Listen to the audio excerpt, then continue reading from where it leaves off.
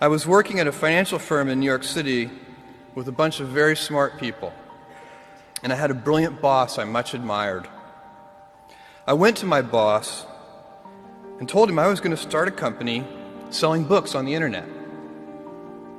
He took me on a long walk in Central Park, listened carefully to me, and finally said, "That sounds like a really good idea, but it would be an even better idea for someone who didn't already have a good job." You can have a job, or you can have a career, or you can have a calling. And if you can somehow figure out how to have a calling, you have hit the jackpot, because that's the big deal. I met Jeff Bezos 25 years ago, and he told me, "Dave, I want you to invest in my company. What are you doing?" "I'm going to start a bookstore in my garage." "Okay, and I'm going to put it online. People buy online, and I'm going to ship out of my garage. But if you invest in me, Dave, someday I'm going to be the richest man in the world. I'll do over $100 billion.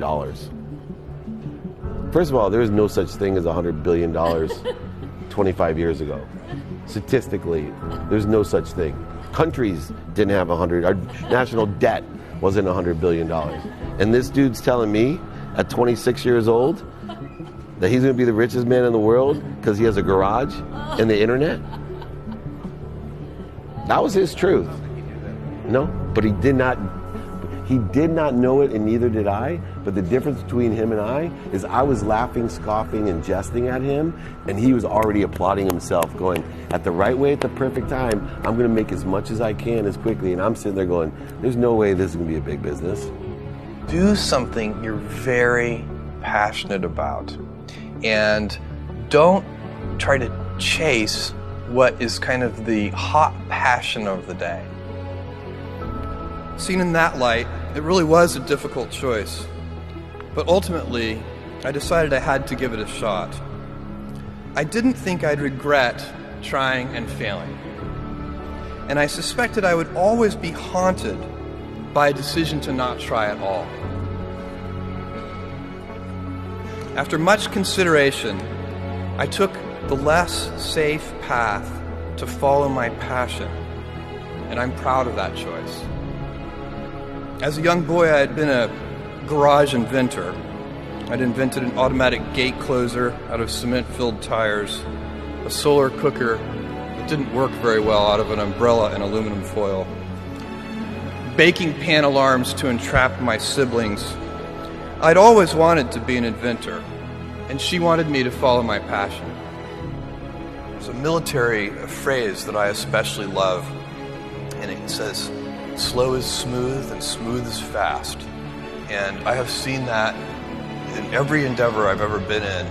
That's the kind of thing that really allows you to make progress. You know, you get certain gifts in life and you want to take advantage of those, but I guess my advice on adversity and success would be to be proud not of your gifts, but of your hard work and your choices.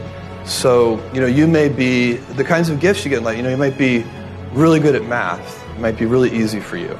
That's a kind of gift. But practicing that math and taking it to the next step, that could be very challenging and hard, and take a lot of sweat. That's a choice. You can't really be proud of your gifts because they were given to you. You can be grateful for them and thankful for them. But your choices, you choose to work hard. You choose to do hard things. Those are choices that you can be proud of. You can choose. We all get to choose our life stories, and it's the choices that define us, not our gifts. Everybody in this room has many gifts. I have many gifts. You can never be proud of your gifts because they're gifts. They were given to you. You might be tall, or you might be really good at math, or you might be extremely beautiful or handsome, or there are many gifts, and you can only be proud really of your choices because those are the things that you are acting on. And one of the most important choices that each of us has, and you know this just as well as I do, is you can choose a life of ease and comfort, or you can choose a life of service and adventure. And when you're 80, which one of those things do you think you're going to be more proud of? You're going to be more proud of having chosen a life of service and adventure. There's never been a better time to be alive. I mean, it's just incredible the amount of inspiration that the world generates for me, and I think for a lot of people. It's insane, the amount of change and invention and opportunity. Your life, the life you author from scratch on your own, begins. How will you use your gifts? What choices will you make? Will inertia be your guide, or will you follow your passions? Will you follow dogma, or will you be original? Will you choose a life of ease, or a life of service and adventure? Will you wilt under criticism, or will you follow your convictions? Will you bluff it out when you're wrong, or will you apologize? Will you guard your heart against rejection, or will you act when you fall in love? Will you play it safe, or will you be a little bit swashbuckling? When it's tough, will you give up, or will you be relentless? Will you be a cynic, or will you be a builder? Will you be clever at the expense of others,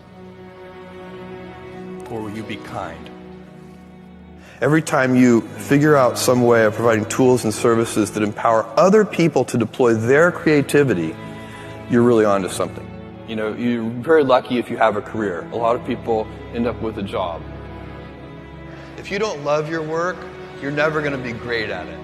Jules Verne, Mark Twain, Galileo, Newton, all the curious from the ages would have wanted to be alive, most of all, right now. As a civilization, we will have so many gifts, just as you as individuals have so many individual gifts as you sit before me. How will you use these gifts? And will you take pride in your gifts or pride in your choices?